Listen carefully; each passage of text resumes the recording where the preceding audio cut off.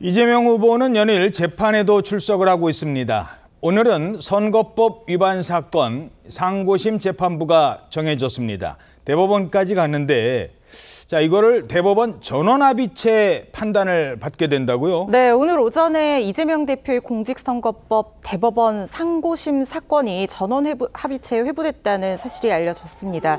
전원합의체라고 하는 것은 사회적으로 중대한 영향을 미치는 사건이나 판례 변경의 필요성이 있는 사건이나 논란이 심한 사건 또는 소부에서 재판관들의 의견이 엇갈리는 사건 같은 경우에 대법관 12명이 모두 모여서 한번 심리를 해보자.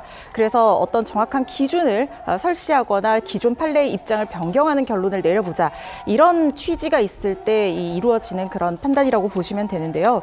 지금 문제는 뭐냐면 이재명 대표 사건 같은 경우에는 633 원칙에 따라서 상고심이 사실상 3개월 안에 끝나는 것이 강행 규정이긴 합니다만 전원 합의체에 회부된 이상 대법관들의 굉장히 경론이 이어질 가능성이 높고 다수 의견, 소수 의견으로 나뉘어서 판결문 작성하는데도 시간이 상당히 오래 소요가 되기 때문에 아마 지금 이루어질 조기 대선 전에 결론이 나는 것은 사실상 어려워진 상황이다 이렇게 보셔야 될 것 같습니다. 하지만 이재명 대표로서는 좀 신경 쓰일 법한 부분은 어떤 부분이냐면 지금 노태학 대법관은 선거관리위원장을 맡고 있기 때문에 이 부분에 대해서 회피를 했거든요. 그렇다고 하면 11명이 심리를 하게 되는데 이 중에 9명이 보수 또는 중도 보수로 평가되는 성향의 법관들입니다. 물론 대법관들이 어떤 정치적인 성향에 따라서 반드시 판결을 내리는 건 아닙니다만은 이재명 대표로서는 좀 신경 쓰이는 부분이 될 거라는 생각이 들고 또 한 가지는 지금 이 사건 같은 경우에는 굉장히 법조계 내에서도 여러 가지 의견이 분분하고 1심과 2심이 각각 유죄와 무죄로 엇갈린 부분이거든요. 특히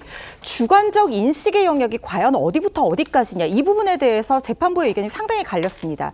그런데 이게 2020년 7월 이재명 대표의 대법원 사건, 친형 강제 입원 의혹과 관련한 대법원 사건 전원합의체에서 사실인지 의견인지 애매할 경우에는 추상적인 의견으로 먼저 판단을 한다, 원칙적으로 판단을 한다 이게 나왔었거든요.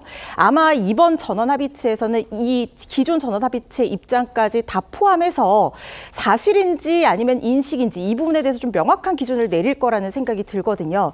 이재명 대표가 백현동 협박 발언을 무죄로 판결받았던 바로 그 부분과 직결되는 부분이기 때문에 이 부분도 이재명 대표로서는 신경 쓰일 것 같다는 생각이 듭니다.